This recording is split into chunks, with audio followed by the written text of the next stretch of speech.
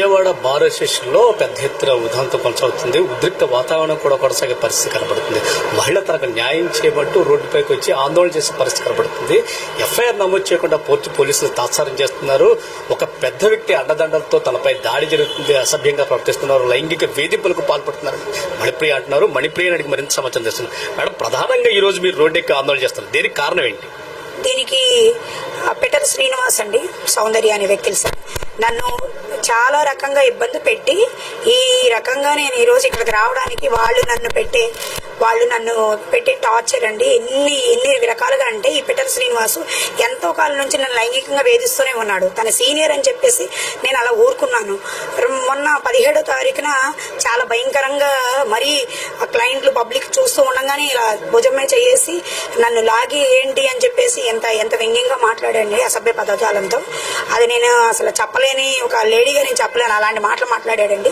మాట్లాడిన అరేంజ్ చేస్తే పోలీసు వాళ్ళు వచ్చారు, కానీ యాక్షన్ తీసుకోలేదు. బార్లో చెప్పాలమ్మా, ఏదైనా సరే బార్ సంబంధించి మీరు అడ్వకేట్ కాబట్టి చెప్పాలంటే వెళ్ళి చెప్పానండి. వెళ్ళి చెప్పలేదు. కాల్ చేశాను ప్రెసిడెంట్ గారికి, లేరు ఆయన. ఇంకా తర్వాత వచ్చి నేను వస్తానమ్మా అన్నారు, ఇద్దామని నేను అలా ఊరుకున్నానండి. రోడ్డు మీద బయట మరీ ఆందోళన చేస్తారు చిరిగిపోయిన బట్టలతో. అసలు ఆ గొడవ ఎక్కడ జరిగింది? అది బార్ అసోసియేషన్ లో జరిగింది sir. Bezawada bar association president గారి ఛాంబర్ లో జరిగింది సార్.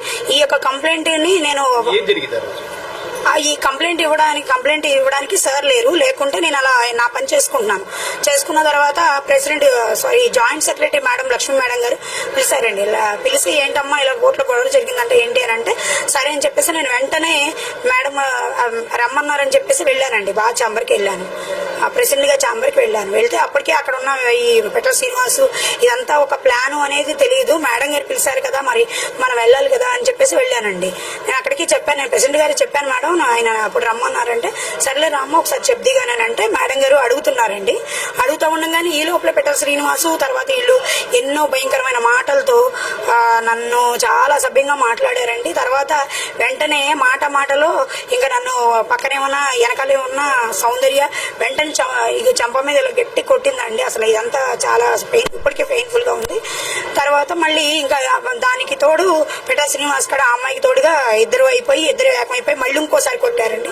కొట్టింది తర్వాత ఈ యొక్క టాప్ యొక్క ఈ భాగాన్ని ఇక్కడ చైను దీనికి అంటుకుంటూ ఉండదుగా దీన్ని ఇలా లాగేశారండి.